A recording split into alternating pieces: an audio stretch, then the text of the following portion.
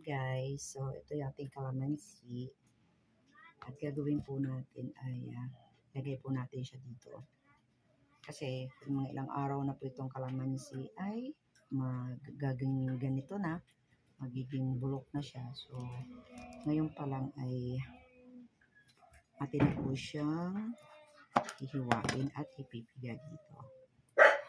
Yan, so may aso pang tumatakol kasi sayang po, binigay lang po to sa akin. Kaya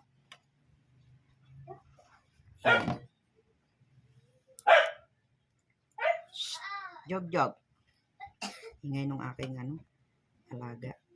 Yan, napakatalim ng aking kutsilyo. Kaya tamang-tama lang din. So yan guys, gawin natin siyang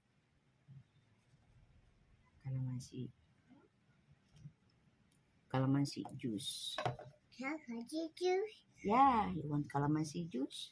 Yes! Yes. Dito mo natin siya ilalagay. What? Tapos meron akong asukal dito. Ito po ay 23 pesos. Gagawa tayo ng kahit mga isang pitchil na calamansi juice. Yung katamtamang pitchil lang. Yan. Merong na batang nag-uosyoso dito. Kasi pamimeriendahin din natin yung mga bata ng tinapay. O, diba? Ay. So guys, ito yung ubusin ko guys sa pagpipiga para matimplahan ko yung mga bata ng calamansi juice. Calamansi juice? Yes, calamansi juice. Yan.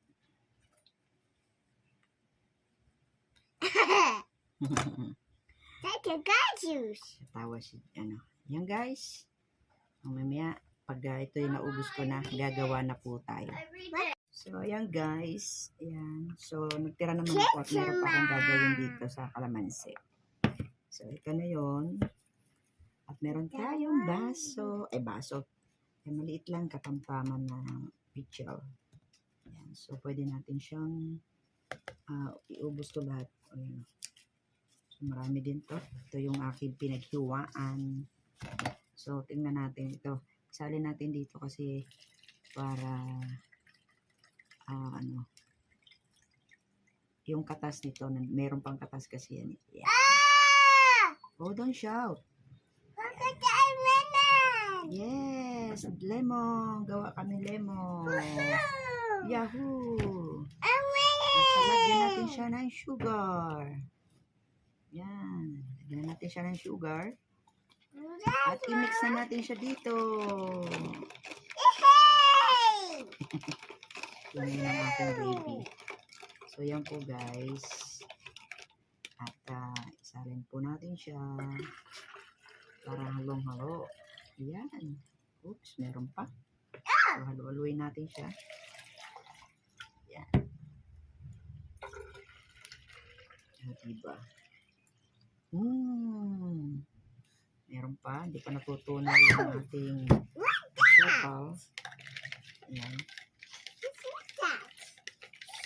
Ayan po kasi yung kalamansi. Mabubulok naman siya. Sugar pa. Okay. And then, natin kung okay na siya, pwede natin siyang lagyan uli ng sugar pagka masyado mo siyang maasim. Taste it. Ayan, kunting sugar na lang, guys.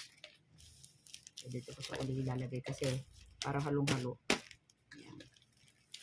Baka hindi naman masyadong inumin ng bata pagka masyado siyang maasim. Oh, nag-aabang na yung isa. Mix. Okay.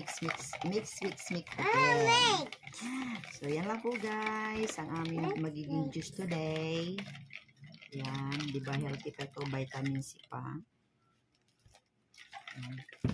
Nag-isa sila ng baso. So, yan. Just wait. This for ate. Yan guys. So, sigurado okay na po yan. Ayan. Ayan. Delicious. So, meron na po tayong calamansi juice. juice, guys. Yan, huwag po natin sayangin yung mga kalamansing malapit ng mabulok. Yan, masira. Yan. Yummy! Yan guys, thank you so much. Maraming po salamat. Magmerienda na po tayo ng kalamansi na merong tinapay. Bye-bye. God bless. Bye na, bye. Bye. Bye.